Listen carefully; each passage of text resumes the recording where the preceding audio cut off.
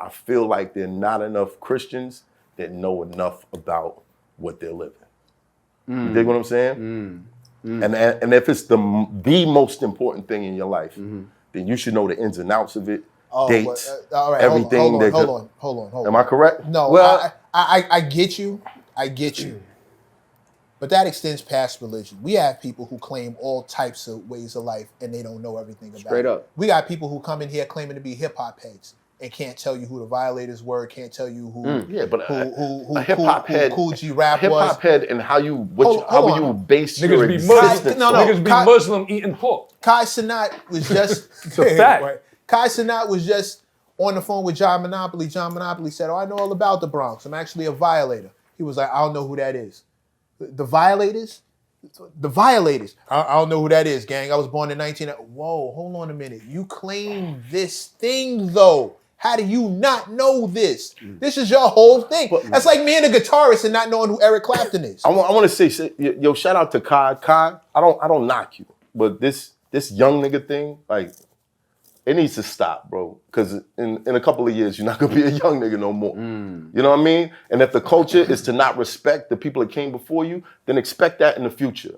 Expect someone to be sitting there like, who's Cenat? Like, I don't know who the hell that is. Like, the disrespect needs to stop. Like, if you about this culture, let's make it important. Because there's a white boy in Minnesota right now that can give you the list of who's the violators, who started hip hop and what dates and all that. If they could tell us, why don't we respect our own culture? Why? Because there's people like you sitting around acting like it's not important to know who came before you.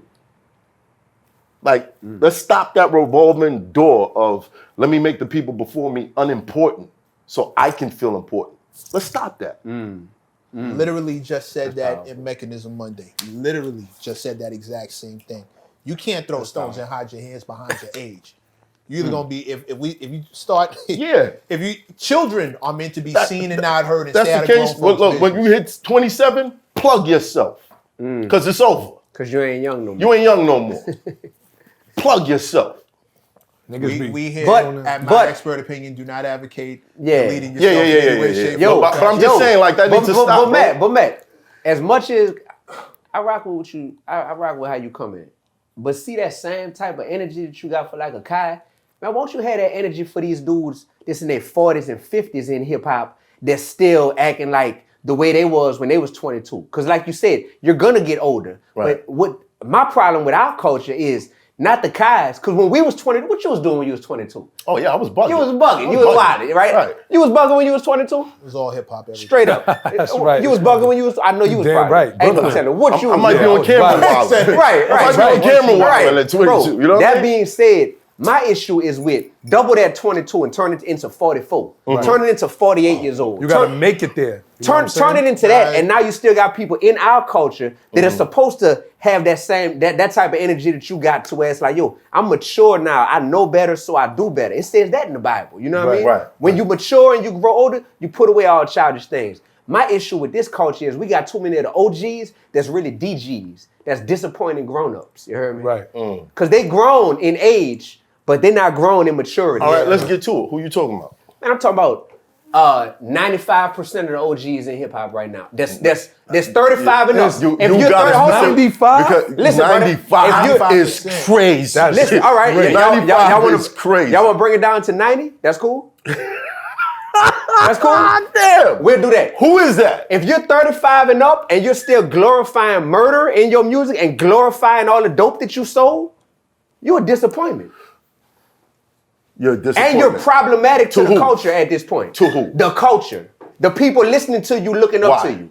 Why? Why? Because at that point, if you have made it, if you ever lived that life in the first place, because most of y'all capping, y'all wasn't really, you know what I mean? Wasn't really busting no guns and all that. But if you were living that life, by the grace of God, brother, you made it through that. Right. And now you're OG. You know what I'm saying? Right. So you supposed to talk to the babies coming up, to the YGs about how to not have to go through that. Right. But okay. But if you still glorifying it, like, man, back when I was a young, glorifying it, what do you mean? Glorifying it, brother. Let's just listen to any music that's out nowadays. What are you talking? You're not gonna do this with me. You're not gonna do this with me. Hold on. How am I gonna do You're not gonna do this with me. Because there's something I gotta explain. I gotta establish first. Go ahead. Before the culture of hip hop, there's street culture. And a lot of us came up in street culture before we really became part of hip hop. So that street culture is the foundation of where a lot of these thinkers, these creators, these writers, these stories, that's where it's coming from. I started rapping about the truth to impress the OGs on my block because they didn't like the fake shit. And that's embedded in me. Now I gotta tell the truth on a record, and I'm realizing, yo, I should have shut my mouth about a lot of stuff. I should have kept it low. But the OGs that I came up with, they didn't like us capping. There was a dude down the block that was retarded nice lyrically, but they hated him because that shit was real. He was capping, right. Math, we know you do this. We know you did that. We know that really happened. They appreciated the authenticity. So that street culture was the foundation of me trying to get into this hip hop thing. You get what I'm saying? So here's my thing. Do you believe in God? Of course I do. You love God? Yes. Do you love hip hop? I love God so much, I used to pray before robberies. All right. That's wild. We're going to talk about that another time. It is. Do you love hip hop? Yes. So on your totem pole, what you love more, God or hip hop? I would say God. With that being said, Yeah. you shouldn't be creating the type of hip hop that God would be like, nah, I can't rock with that, partner, because I gave you life. I gave you that talent. And if you using your time and your talent in a way that's not glorifying me, then I can't stand by that. Well, I got to ask you then. We talking about God. The Bible. In the Bible, correct. Moses bodied somebody and hit him in the sand. You think God was down with it or he was against it? Nah, I don't think that God was down with that, brother. Why? Why? Yeah. Because God's commandments say thou shalt not kill. No, the commandment says in the Hebrew text, thou shalt not murder. Murder and kill is two different things. Sometimes you got to kill to eat. Sometimes you got to kill to protect. To murder is to kill without reason, without a warranted reason to do so. Like if you're standing there and somebody walk in here and just walk up to you with a knife, you're gonna defend yourself. Now, in defend yourself, let's say you push that person, he falls, he hits his head on one of these nice chairs that we got from the barber plug. Shout out to the barber plug. Shout out to them. You know what I'm saying? That's not murder. Well, they didn't kill him. You were defending yourself. You get what I'm saying? So in street culture, when if I've been in a situation where I know I walk into this situation, these guys tried to rob me, or there were some guys down the block that didn't like my friends, so they came through to do something to us, so we had to do something to them so that we could live. This is the mindset of street culture. It's not so much glorification like, yo, I don't like that guy, so I killed him. You know what I mean? Like, I can never really like, okay, if you're playing a character in your music, then cool. But that would never be cool for me to listen to. You know what I'm saying? Cool. But when you got rappers that's now saying, yo, I'm lying in 95% of my rhymes. Yeah. When Fat Joe said that, how you felt about that? It's Hoffa, trapper turn smack rapper.